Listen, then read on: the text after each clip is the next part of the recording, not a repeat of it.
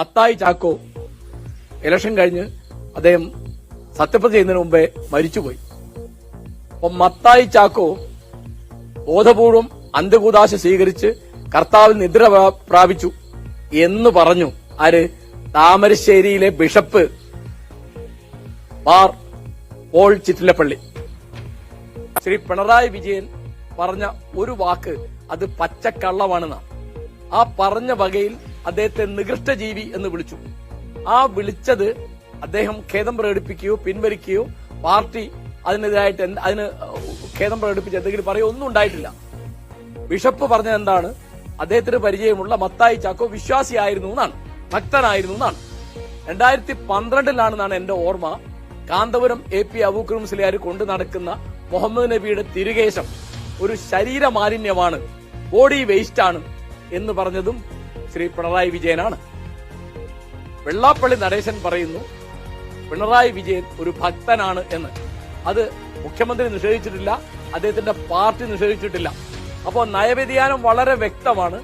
ഒരു MLA മത്തായി ചാക്കോ ഭക്തനായിരുന്നു എന്ന് അദ്ദേഹത്തിന്റെ മരണശേഷം ബിഷപ്പ് പറഞ്ഞത് വലിയ അക്രമമാണ് എന്ന് പറഞ്ഞ പിണറായി വിജയൻ അദ്ദേഹം സ്ഥാനത്തിരിക്കെ, മുഖ്യമന്ത്രി സ്ഥാനത്തിരിക്കെ അദ്ദേഹത്തിന്റെ കൂടെയുള്ള വെള്ളാപ്പള്ളി നടേശൻ അദ്ദേഹം ഭക്തനാണ് എന്ന് പറഞ്ഞത് അദ്ദേഹം നിഷേധിക്കുന്നില്ല, ആരും നിഷേധിക്കുന്നില്ല. അപ്പോ അദ്ദേഹം ഭക്തനായി കഴിഞ്ഞു എന്ന് വിചാരിക്കാം, അല്ലെങ്കിൽ ഭക്തനാണ് എന്ന് വെള്ളാപ്പള്ളിയെ കൊണ്ട് അദ്ദേഹം പറയിപ്പിച്ചു എന്ന് വിചാരിക്കാം.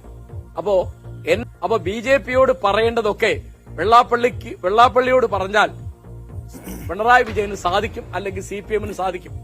കാരണം അതിന്റെ ഒരു വലിയ തെളിവ് എന്താണെന്ന് വെച്ചാൽ ഇവിടുത്തെ നവോത്ഥാന മൂല്യങ്ങളിൽ യാതൊരു വിശ്വാസവും ഇല്ലാത്ത ഒരാളാണ് ശ്രീ വെള്ളാപ്പള്ളി നടേശൻ.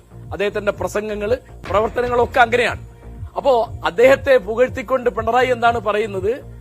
അദ്ദേഹം നാരായണ ഗുരുവിന്റെ ആദർശങ്ങൾ ഉൾക്കൊണ്ട് യുവാക്കൾക്ക് മാതൃകയായി പ്രവർത്തിക്കുന്ന നേതാവാണ് എന്നാണ്. അപ്പോ നാരായണ ഗുരു എതിർത്ത പ്രധാനപ്പെട്ട ഒരു കാര്യം മദ്യമാണ്. സാഹചര്യവശാൽ അദ്ദേഹം ഒരു മദ്യ വ്യാപാരിയാണ്. ജാതി ചോദിക്കരുത് എന്നാണ് നാരായണ ഗുരുവിന്റെ ഉപദേശം. അദ്ദേഹം അത് മാത്രമേ പറയുന്നുള്ളൂ. ഏത് അളവിൽ അദ്ദേഹം വർഗീയത ഉപയോഗിക്കുന്നുള്ളതിന്റെ ഒരു ചെറിയ ഉദാഹരണം മാത്രം ഞാൻ പറയാം. അനവധി കാര്യങ്ങളുണ്ട്. ഒരു കാര്യം മാത്രം പറയാം. ഈഴവർക്ക് മലപ്പുറം ജില്ലയിൽ ജീവിക്കാൻ നിവൃത്തിയില്ല, അവിടെ മുസ്ലിങ്ങളുടെ ഉപദ്രവം കൊണ്ട്.